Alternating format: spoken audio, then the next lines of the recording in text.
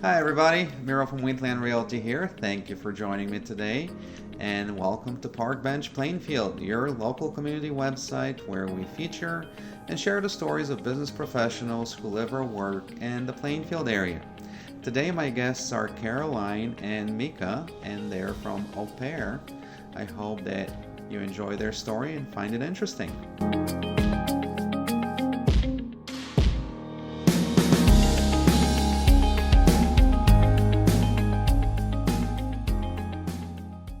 Good morning, Caroline and Mika. Thank you so much for joining me today and welcome to Park Bench Plainfield. It's a pleasure being with you today.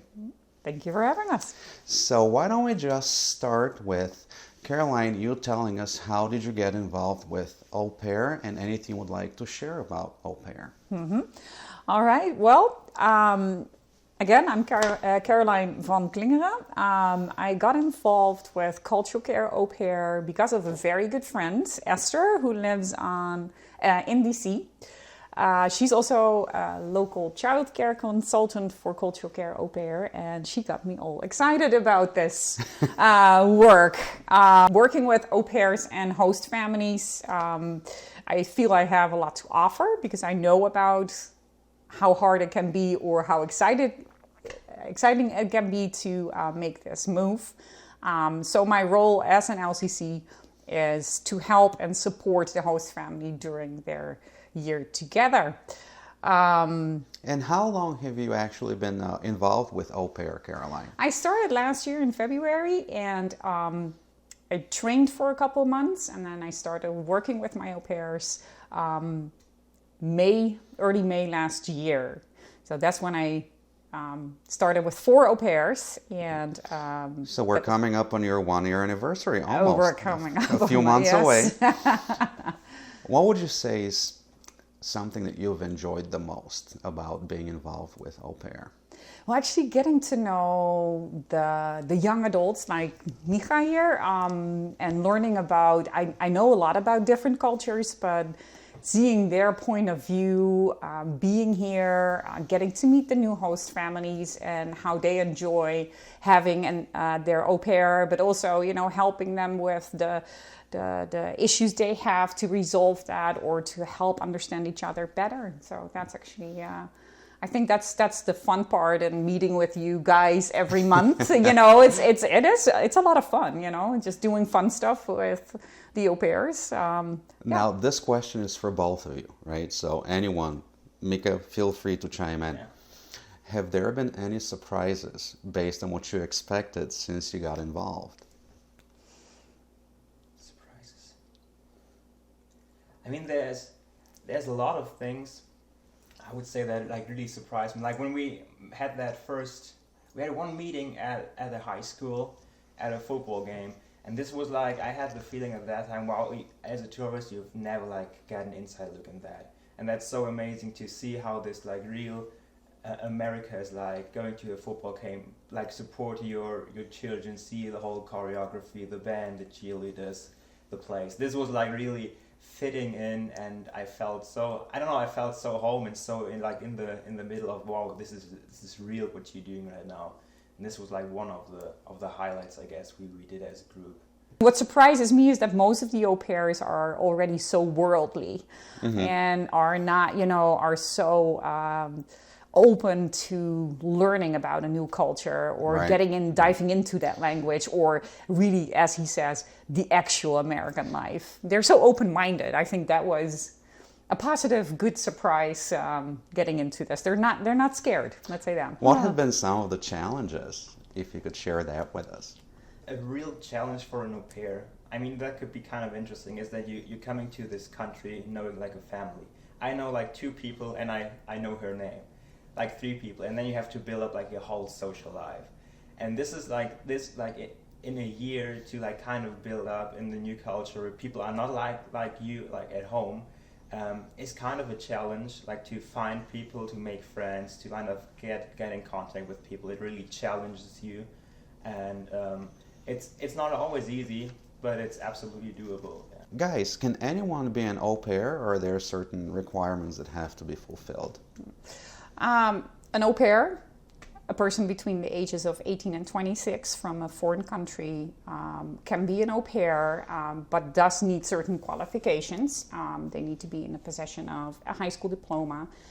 They have to have at least 200 hours of childcare services prior to coming here. They'll do a training. Usually that's done in New York for a week. They also undergo a screening, criminal background check. That's also the time where we check the educational component, and they'll have to provide us with references. Yeah, so it's quite an act, and I started like with all of it a year ago. Now, so here's something that might be going through somebody's mind. They hear this and they say, oh, there is someone who's going to live with me for a while that's from a different country. How do I know it's safe? What practices are there in place to ensure that this is all safe? The safety is basically the screening process that includes the verification of education, the criminal background check, the reference, both professionally as well as personally. So that is actually, if that all has been checked, that's when they are allowed. Yeah. And that's when the company will say, okay, now it's time for us to apply for a J1 visa. And that's the part where like safety gets like a way more higher point. Because I remember spending like, I guess, a week for my visa application, going through all those questions.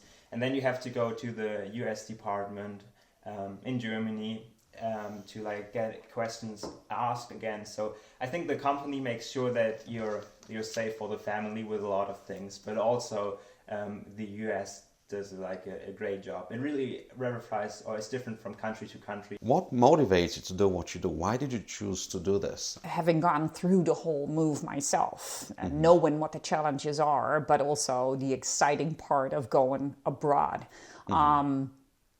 learning this life in depth, I mean, not as a tourist, is very exciting, but you know, the challenge for an au pair probably is like, hey, you come to the realization it's very quickly that it's not a vacation. Although you learn all these new things, exciting things, you're in somebody's house, you're in the day-to-day life. So that, and for me to help with that, to guide and support in that process and answer any questions they have, or provide a little bit of, you know, comfort when there's periods of homesickness, that happens too. Answer questions from host families like, oh, you know, the au pair is doing this, helping them understand that it might be a cultural difference, you know, or even language barriers. It gets quite interesting when an au pair says something and, you know, we have to explain, okay, this is not really how we say it in English. This is, you know, there's funny stories, of course, within our, you know, group of colleagues as well that were like, oh, this is funny. They said this and this, you know, and the family's like, what?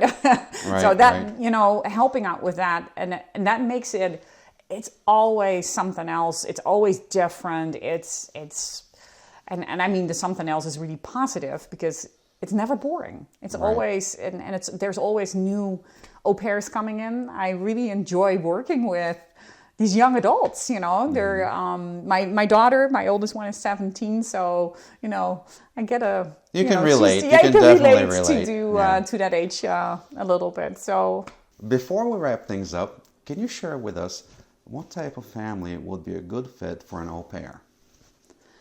That is usually the type of family that needs flexible childcare and is open to providing an enriching cultural exchange experience, and is also open to other cultures.